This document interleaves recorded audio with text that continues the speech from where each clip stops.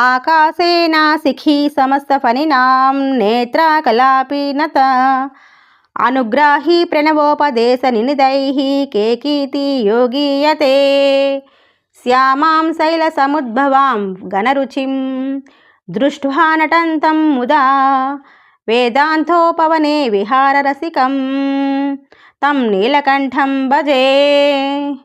తాత్పర్యము: నెమలికి శిరస్సుపై శిఖండం ఉండడం వలన శిఖి అని, కలాపం కలిగి ఉండడం వలన కలాపి అని, కేక ధ్వని చేయడం వలన కేకి అని పేర్లు వచ్చినాయి. అట్లాగే మహాదేవుడు ఆకాశం వైపుకు ఎగురుతున్న వెంట్రుకలు కలవాడు కనుక శిఖి అని, సర్పరాజైన వాసుకుని అలంకారంగా ధరించి ఉంటాడు కనుక కలాపి అని, భక్తులను అనుగ్రహించడం కోసం ఓంకారనాదాన్ని చేస్తాడు కనుక కేకి అని కీర్తించబడుతున్నాడు. అటువంటి శివుడు నెమలి పర్వతమునందు పుట్టిన మేఘకాంతిని చూసి నాట్యం చేసినట్లుగా హిమవత్ పర్వతంలో పుట్టిన నల్లని మేఘం వలె ప్రకాశించే పార్వతిని చూసి నృత్యం చేస్తాడు.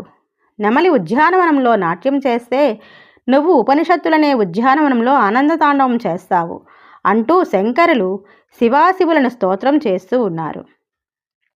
నీలకంఠం అనే పదానికి శివుడు, నెమలి అనే 2 అర్థాలున్నాయి. పైన వర్ణించినట్లుగా నేను సేవిస్తూ ఉన్నాను. ఉమామహేశ్వరులిద్దరినీ ఆడా మగ నెమళ్ళుగా వర్ణిస్తూ స్తోత్రం చేస్తూ ఉన్నారు.